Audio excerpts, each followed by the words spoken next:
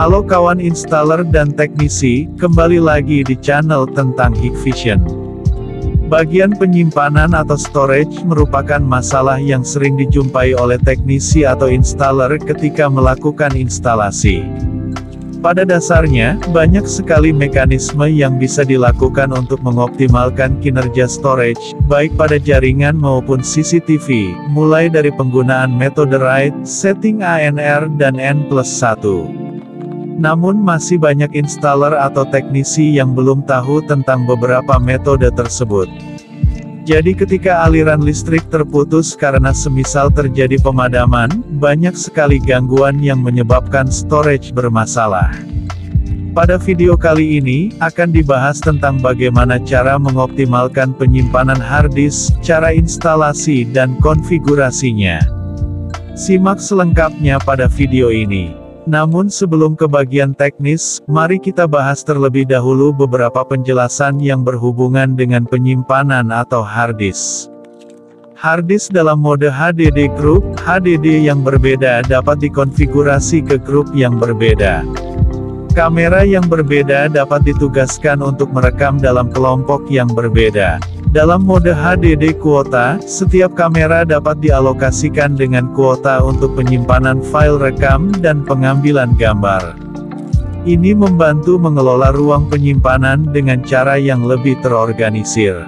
Selanjutnya, opsi untuk HDD sleeping. Jika di-enable akan membuat harddisk melakukan penghematan konsumsi dan membuat lifetime menjadi lebih baik. Disable akan menaikkan kecepatan dalam pencarian video. Selanjutnya mari kita bahas tentang RAID.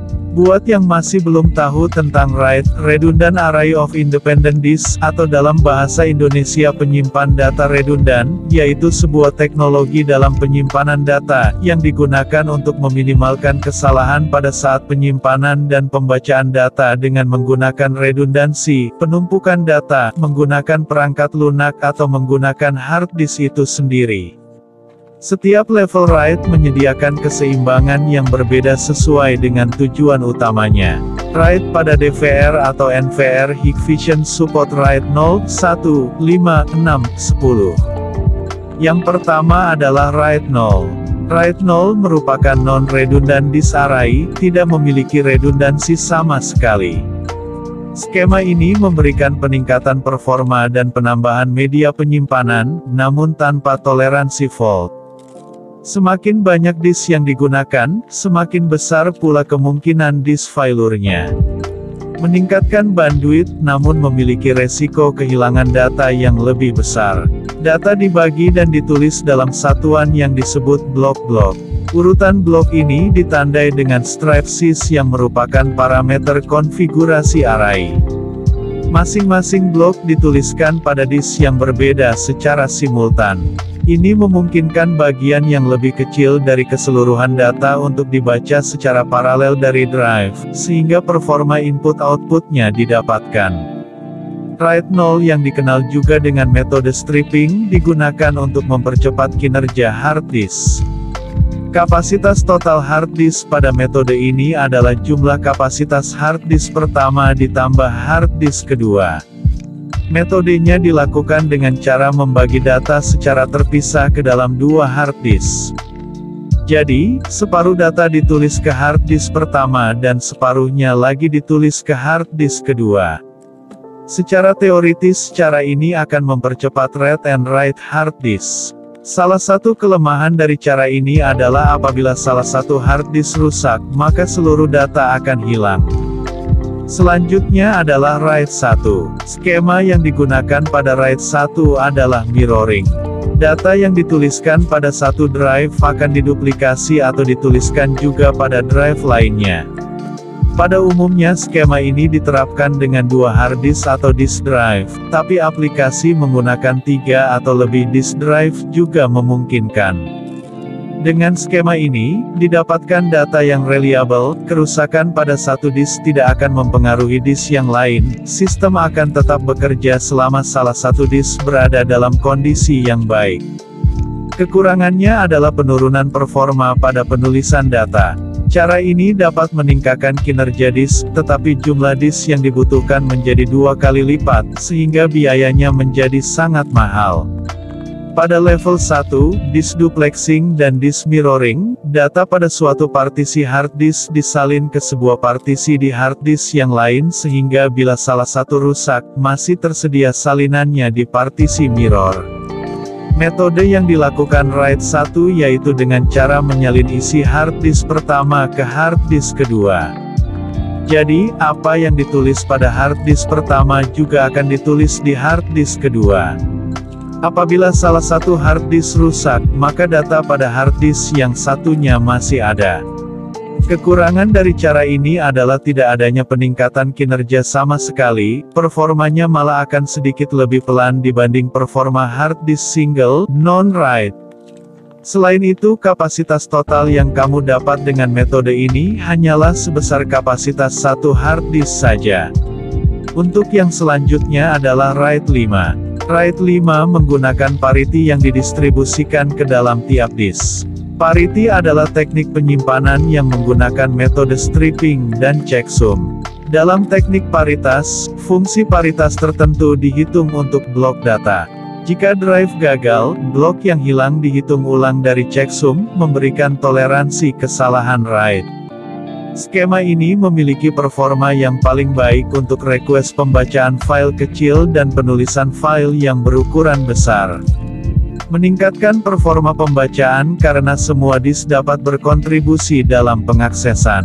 Kekurangan dari skema ini adalah pada penulisan file berukuran kecil karena proses read, modify, write yang terjadi untuk penulisan file kecil. Prosedur ini juga mengakibatkan penulisan file kecil pada RAID 5 kurang efisien dibandingkan dengan mirroring pada RAID 1. Mungkin sudah lumayan jelas untuk penjelasan RAID, sekarang kita coba ulas tentang ANR, Automatic Network Replenishment. ANR atau pengisian jaringan otomatis memungkinkan kita untuk menyimpan data video secara otomatis dalam memori microSD. Fungsi ini berguna saat kamera kehilangan komunikasi data dengan NVR. Setelah NVR memulihkan koneksi video dengan kamera, jeda video secara otomatis pulih dari kamera. Semua kamera IP yang dilengkapi dengan penyimpanan microSD terpasang kini hadir dengan fitur yang disebut pemulihan jaringan otomatis atau ANR sebagai standar. Saat diaktifkan, ini memberitahu kamera untuk mulai merekam rekaman ke kartu memori segera setelah kehilangan koneksi ke perekam. Tidak ada tautan jaringan yang diperlukan untuk melakukan ini, itu berarti kamera dapat bertindak sebagai perangkat yang sepenuhnya mandiri saat perekam mati. Yang terpenting, setelah koneksi ke NVR dipulihkan, kamera akan secara otomatis mencadangkan rekaman dari kartu memori ke hard drive, secara efektif mengisi celah dalam cakupan sejak perekam mati. Ini adalah cara yang sangat cepat untuk mengatur ANR dari NVR, cukup ikuti menu ini. Kemudian centang saja kotak pilihan untuk aktifkan ANR. Untuk redundansi yang paling efektif, Anda juga dapat menggabungkan ANR dengan pra-rekaman. Saat ini diaktifkan, kamera akan memulai perekaman tepat sebelum koneksi ke perekam terputus, yang berpotensi menangkap alasan sistem mati. Tidak ada batasan jumlah kamera pada perekam yang menggunakan ANR, jadi selama kamera Anda memiliki kartu microSD, Anda dapat mengaktifkannya di setiap kamera dan tidak kehilangan satu momen pun rekaman selama pemadaman. ANR adalah fitur penting jika perekam Anda berada di suatu tempat di mana vandalisme atau gangguan dari luar menjadi fokus perhatian. Tetapi bagaimana jika Anda membutuhkan penyimpanan yang lebih banyak daripada yang dapat dilakukan dengan menggunakan kartu memori? Atau bagaimana jika tidak mungkin menjalankan daya secara individual ke setiap kamera? Untungnya Hikvision juga telah merancang N+1, sebuah sistem yang memungkinkan Anda mengatur NVR yang sepenuhnya terpisah sebagai pencadangan otomatis.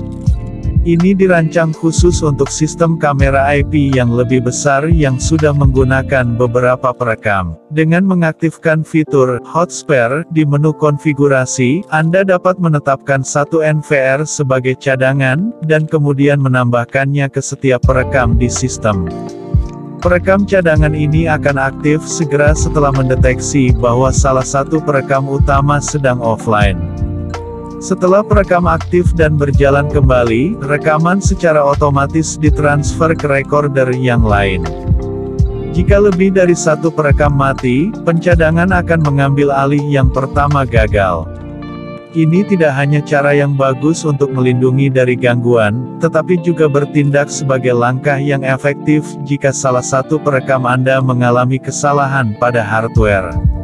Untuk cara instalasi dan konfigurasinya, simak penjelasannya berikut ini.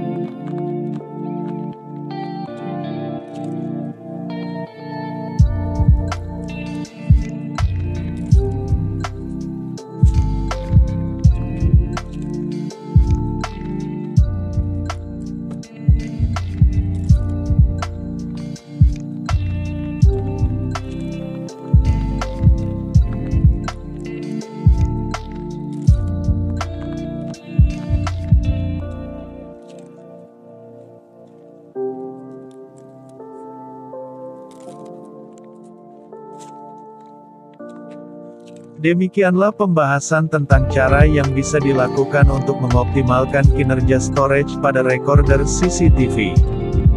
Jika ada pertanyaan atau kurang jelas bisa ditanyakan pada kolom komentar.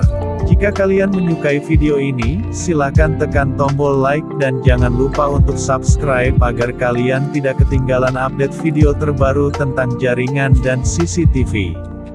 Terima kasih dan sampai jumpa.